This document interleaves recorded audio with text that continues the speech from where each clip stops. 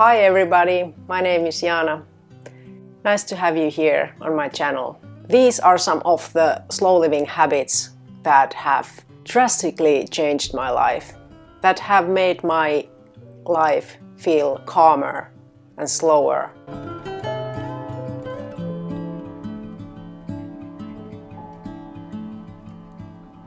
Disconnecting from digital noise, turning off notifications on my phone, only reading my emails once or twice a day, not checking my comments on social media right after making a post. These practices have helped me set boundaries. I don't want to be available 24/7, and I don't expect that from anybody else either. I want to choose myself when is the best time for me to read those messages or check those comments. As much as technology can help us, I don't want to be its slave. It's supposed to be the other way around. Technology is here to help me, and the thought of reacting to every beep on my mobile phone just feels absurd. And even though those messages can be something fun, like messages from your friends, every time I hear that beep, it somehow puts me on this alert mode. So that's why I have chosen to turn off all notifications and check my phone when it feels best for me. I'm also very aware of the fact that posting on social media can trigger feelings of being inadequate if you don't get the amount of comments that you were waiting for.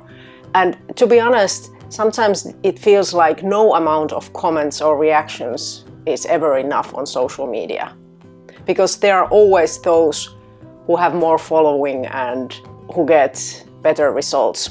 I want to put some distance between other people's reactions and myself.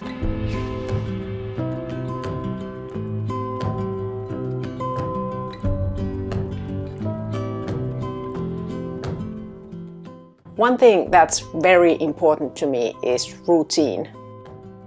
I like to go to bed roughly at the same time every night. I eat lunch almost exactly the same time every day. I love my routine because it makes me feel safe. It makes me feel that things are in my control, even though I know that they aren't. But by controlling these little mundane things, I can achieve this feeling of being more calm, feeling safe. I know that we are very different when it comes to how much routine we want or don't want. But for me, it's almost like for children. Kids often, they're more manageable, they're easier to handle if you set a routine, and it works the same for me. I feel like my mind is in chaos if I skip my routine. But if I eat 5 meals a day and go to bed early, then I feel like my life is more predictable in a good way. Of course, there needs to be some room for surprise and change as well. But those changes can be overwhelming if you don't have that baseline of calm in your life. I also feel like it's easier to get things done if I have some kind of routine. I have the habit of making a to-do list in my calendar and then ticking off things that I have accomplished, and starting to work approximately at the same time every day helps me get things done. If everything were just completely free, that would kind of freak me out.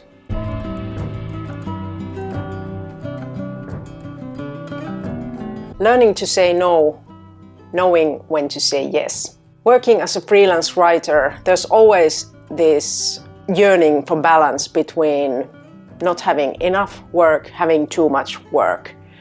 And trying to balance with those two is not easy. It's very difficult to say no to assignments when you have those periods when you have too much work and you're just trying to take on everything that's offered to you, and that can lead to a burnout. And for me, it was very difficult to learn to say no.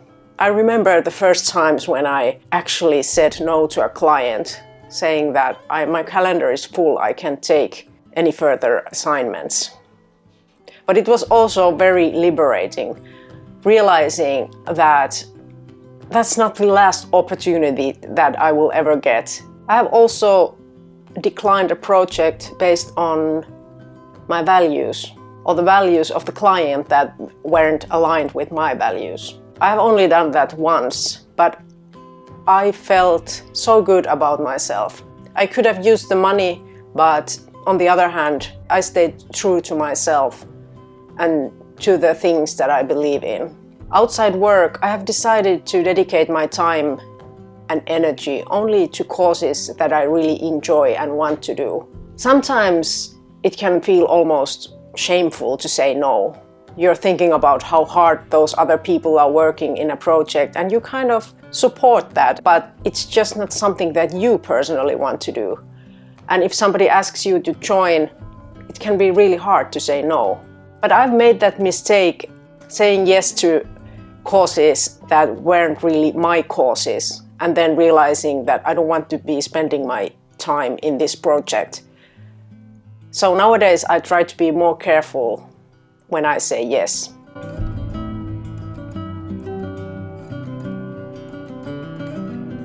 Not feeling guilty about rest. There was a time in my life when it almost felt like I physically couldn't stop constantly doing things. I was going from one thing to the next, and I just couldn't stop. That I had this feeling deep down that I was never good enough, and I just had to continue achieving whatever it was that I was trying to achieve. And I never really took time to rest.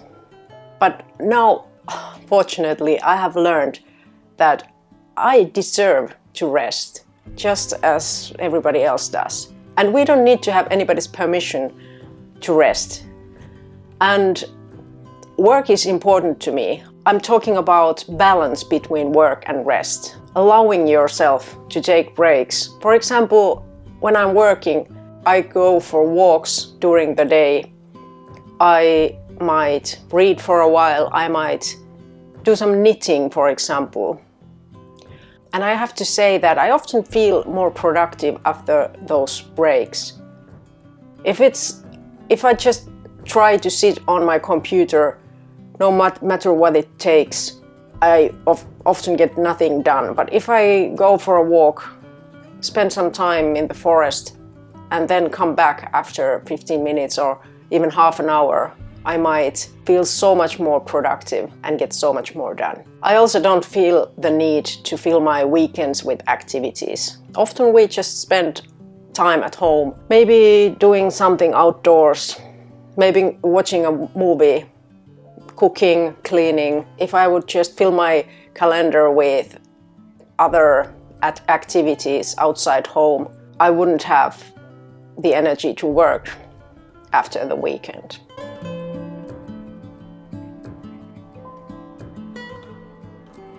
Learning to see the world differently, reframing things. Right now, the world might seem a pretty grim place for many of us. If we think about the climate change, the economy, there are many things that might cause anxiety. I have had to learn to think differently about these things. It might be very difficult, very challenging to find anything good to say or think about the climate change or other really challenging things that are going on. But it's possible. For example, I try to focus on thinking how many people are there fighting for a better future, how much hope there is, what small changes can I make to my own everyday life that will have an impact, a small impact, but still an impact. And one part of this is realizing that it's not just on my shoulders. Often when we feel anxiety about things like this, it can be really overwhelming.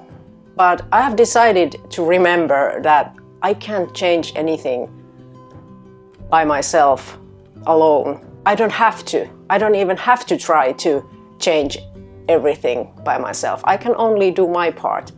And for me that means maybe donating small amounts of money to a cause that I believe in, or maybe making those small choices in my everyday life. And one part of this is not reading the news every day, because reading the news constantly, scrolling on your phone, reading about what's wrong with the world can be very overwhelming. And I have chosen to read news only once a week. I get this newspaper delivered to my house once a week, and that's enough. I don't need to know what's going on in the world every day or every hour.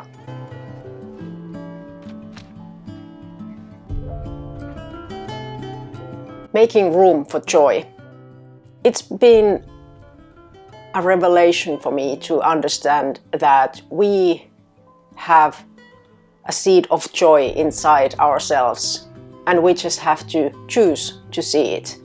It's always there, and we have the ability to notice it. It's my choice whether I want to be focusing on the things that are going well, that are happy and beautiful in this world, or whether I want to continue stuck with the things that are bothering me. And I'm not saying it's always easy. There are moments when it's definitely not easy to focus on joy. And I'm not saying that you should suffocate those difficult feelings that you might be having. I'm just saying that it's useful to remember and notice the good things as well. What kind of habits do you have that might support a calm life, a slow life? Please share your thoughts down in the comments. I'd love to hear about your thoughts and feelings as always. Thank you for watching. Please take care of yourself. See you in the next video. Bye bye.